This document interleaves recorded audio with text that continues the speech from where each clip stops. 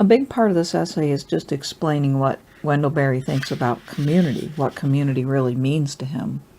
And for him, I think we've watered that term down quite a bit and turned it into something that really doesn't mean very much, just maybe a group of people grouped by one characteristic or the other, but they can be quite amorphous and might not even really know each other.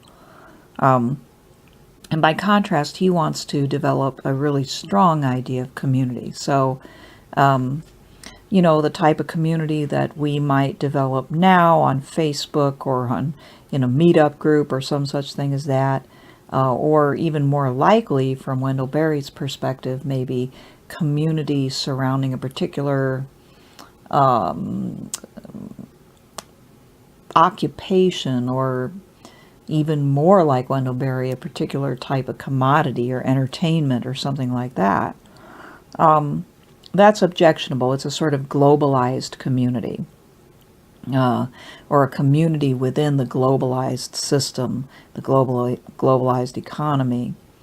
And he wants to contrast that very strongly with this idea of the local community, the smaller community, the community of that's small enough that people will be able to actually know each other, interact with each other. And he seems to be saying here that only in such a community can you develop real trust, as he puts it, goodwill, forbearance, self-restraint, compassion, and forgiveness in a real sense. That's Wendell Berry's point of view. He sounds like a communitarian here quite a bit, and like a classical conservative too in a lot of respects, and the two go together quite well, really. This type of community that he envisions, he says, has the power to enforce decency without litigation. And see, that's so to get back to the whole sexual harassment and the Clarence Thomas thing. That whole thing, I think he thought was rather obscene and indecent. Not just the allegations, if they were true, that Thomas might have done these things, but the spectacle of it all becoming public and everybody getting a good laugh out of it and being very, like having, we used to call it gaper's block, over the whole thing. That all was very tawdry and salacious to him. So by contrast to this non-exercising of decency, he says that the community, properly understood, exercises the power of enforcing decency, quote, not by coercion or violence, but by teaching the young and by preserving stories and songs that tell what works and what does not work in a given place, end quote. So basically he's talking about what is at the very bedrock of culture here, the stories and songs, so to speak, that we teach our young, and so they grow up with a certain set of standards and behavioral codes and so forth and so on, which are, of course, very imperfect, as he himself would admit. There are always people who fall far short and many other people who fall short part of the time, but still there's this set of standards. And he goes on to say in this essay, there's a set of arrangements between men and women, too, within such a community. And they may include marriage, family structure, divisions of work and authority, and responsibility for the instruction of children and young people. And then he goes on to raise, again, what he thinks threatens and breaks down community. And I would characterize this as outside exploitation. This is a huge theme for Berry, not just in this essay, but in many other works, that unrecognized exploitation has occurred and is occurring, which breaks down communities. For instance, in The Unsettling of America, he talks about how, of course, the colonizers come over from Europe and they settle in America, and as they do, they take the land of the Native Americans, drive them hither and yon, and destroy their culture and their way of life. And then he talks about, in the same book, Unsettling of America, that these same people who came in and exploited became the exploited as the economy developed, and these original settlers with their small towns and their small farms and their way of life got gobbled up and destroyed by commercial consumer capitalism. And that's something, now we've all been taught about the exploitation and destruction of the Native Americans, and most Americans are sympathetic to that at this point, but it's cognitive dissonance time when it comes to the idea that the small farmer and small town American culture is also in a similar situation and has been preyed upon and exploited and destroyed. And the implication of that is that this was a valuable thing. This was a way of life, in the same way that the Native American tribal way of life was a way of life that was wrong to destroy by the external force of exploiters. It was wrong to destroy this way of life as well.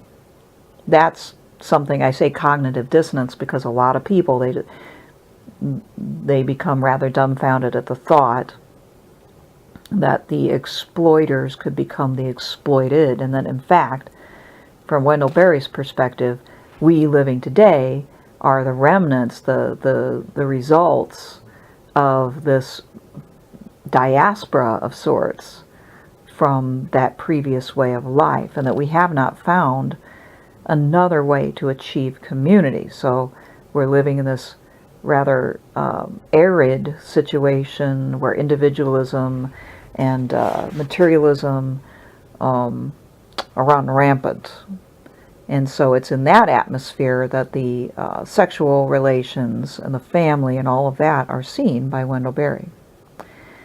So he says a little bit later on, as private life casts off all community restraints in the interest of economic exploitation or ambition or self-realization or whatever, the communal supports of public life also, and by the same stroke, are undercut, and the public life becomes simply the arena for unrestrained private ambition and greed.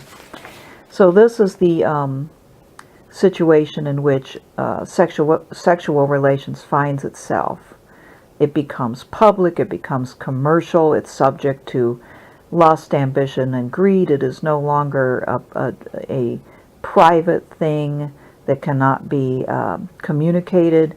And so this is where we get the things that we hear about all too much today, including pornography, of course. So he says, the public language can deal, however awkwardly and perhaps uselessly, with pornography, sexual hygiene, contraception, sexual harassment, rape, and so on. Those are all things that can be dealt with publicly and even commercially in many cases, or exploited further commercially. But he says it cannot talk about respect, responsibility, sexual discipline, fidelity, or the practice of love, because those things are by nature not particularly public in the sense of political. They're not about economics either. They're not about making a buck. They're not material things either. So you can begin to see how far society has come from what Wendell Berry wants it to be, when you start to think about especially not only pornography, but the exploitation of sexuality in just tons and tons of our commercials, right, of all kinds. Physicality and physical beauty is the number one seller of products. People judge themselves in light of the commercial image of sexuality. They judge their relationships in that way. So I have this 3 exclamation point note next to this quote here, where Berry says the, quote, conservatives, end quote, those are his quotes, scare quotes, the conservatives, he says, will not oppose promiscuity because sexual discipline would reduce the profits of corporations, which in their advertisements and entertainments encourage sexual self-indulgence as a way of selling merchandise, end quote. So, basically he's saying the conservatives they get upset in his mind about things like sexual promiscuity and abortion, gay marriage, maybe pornography, but at the same time, they don't want to go right to the source of where these things come from. In fact, there's cognitive dissonance again, which just means that they don't see what's right in front of their eyes. There's a level of confusion because they tend to think of commercial activity as always good. They've been taught, like most Americans actually, not just conservatives, I think most Americans have absorbed this notion that economic activity is always good, that the more of it, the rising tide lifts all boats, and as we get more prosperous, there's more education, and there's more, leisure time, and all that stuff, right?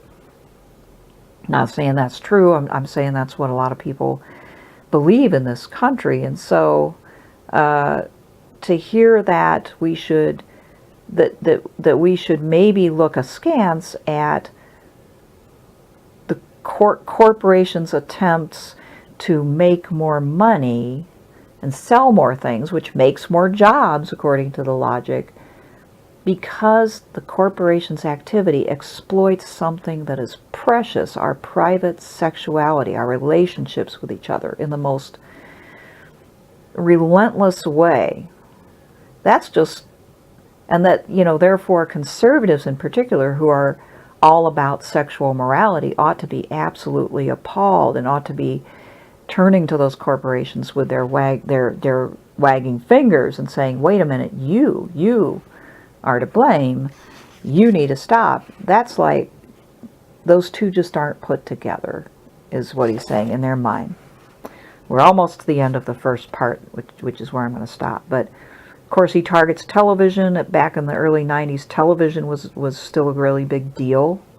Of course, I guess it's still a big deal, but it's being quickly superseded by the internet. Among people under 40, probably they watch more YouTube and other sources of video on the internet than they do cable television, for sure. Like they might go to Netflix, or they might go to Hulu or whatever, or just straight to YouTube.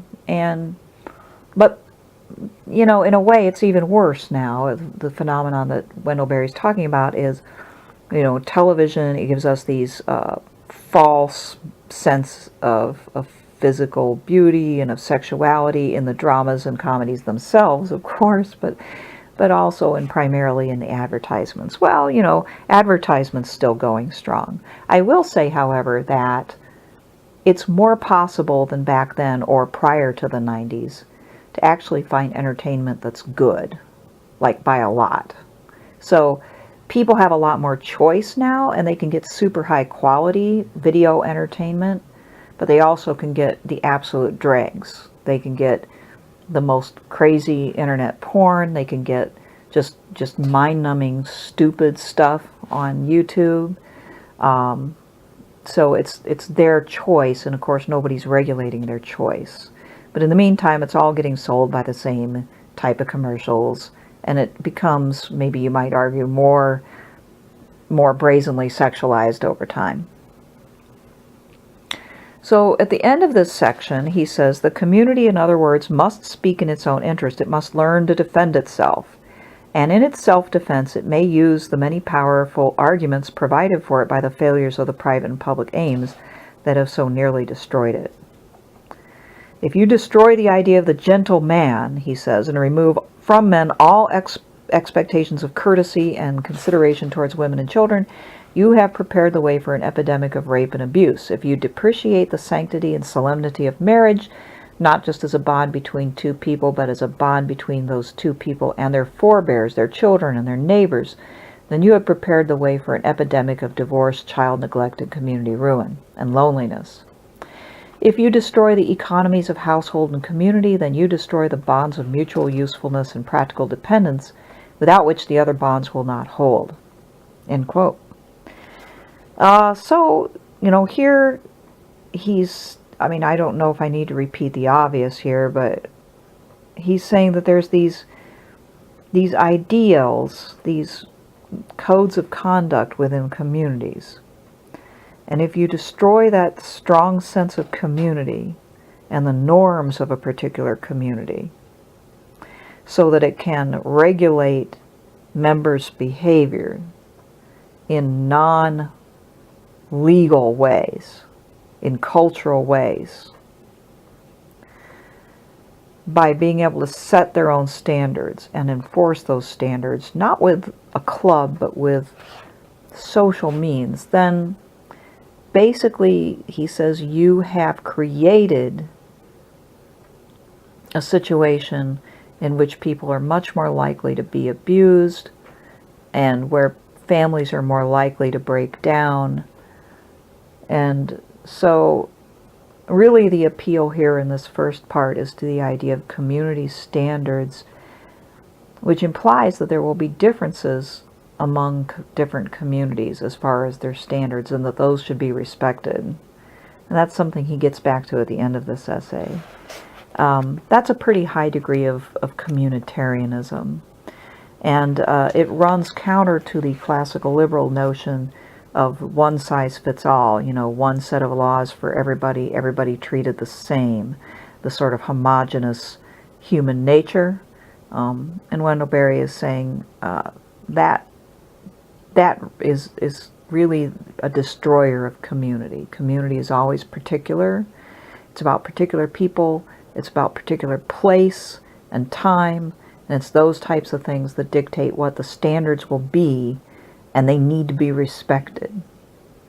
There's real problems with that related to certain things that we really don't want, and I don't think Wendell Berry wants either by any means, such as just outright discrimination. Like, what if a community wants to racially discriminate or wants to discriminate economically against gay people? What do you do then?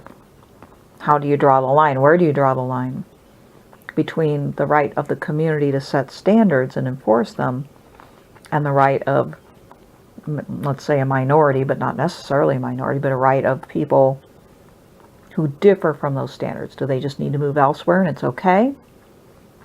So anyway, that's a question that is raised by this idea of strong community. It always is, not just for Wendell Berry, but in general. Okay, that's the end of the first part of the chapter entitled Sex, Economy, Freedom, and Community.